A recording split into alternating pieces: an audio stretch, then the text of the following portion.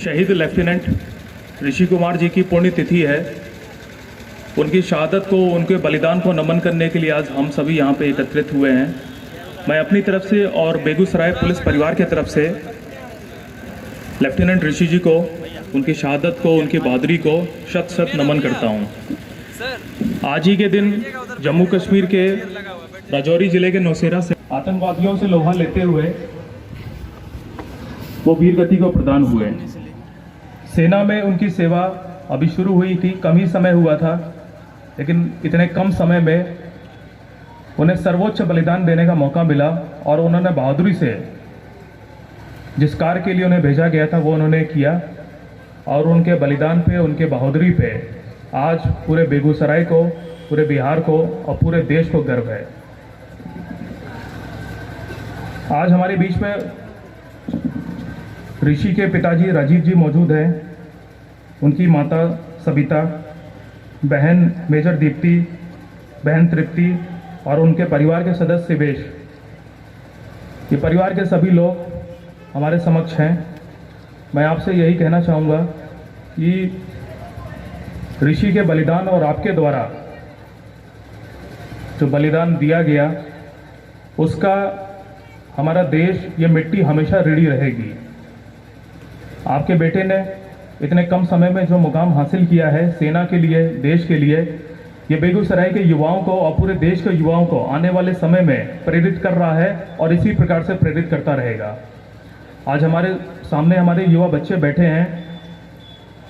मैं उनसे इतना ही कहूँगा कि देखिए, देश की सेवा और देश के लिए बलिदान देना सबसे सर्वोच्च है, उसके बाद ही हर चीज़ आती है।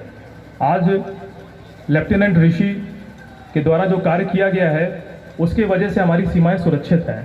उसके बाद ही आज हम लोग देश के अंदर, अपने जिले में, अपने प्रदेश में अपना कार्य कर पाते हैं। हमारे प्यारे बच्चे जिन्होंने आज इतना शानदार कार्यक्रम प्रस्तुत किया, मैं देख रहा था कि जिन भावनाओं को आप लोग व्यक्त करना चाह रहे थे उन भावनाओं को आप लोग ने 100% और हूबहू तरीके से अपने प्रोग्राम से उसको परिलक्षित किया है।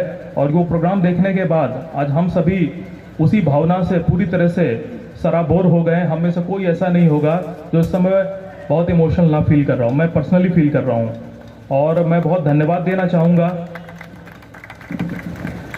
संजीव का, शिवेश का, कि आपने मुझे यहाँ बुलाया और बोलने का मौका दिया।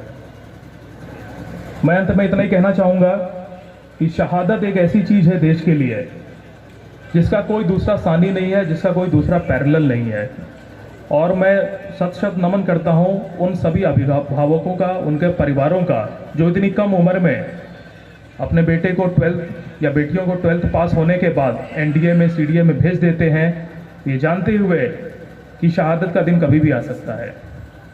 आज करोड़ों की संख्याओं में हमारे सिपाही, हमारे आर्मी के ऑफिसर्स, नेवी के, एयरफोर्स के लगातार अपनी ड्यूटी का निर्वहन कर रहे हैं। अब वही कारण है कि हम लोग देश में आज अंदर सुरक्षित हैं, अपना काम कर रहे हैं, हमारा देश प्रगति कर रहा है।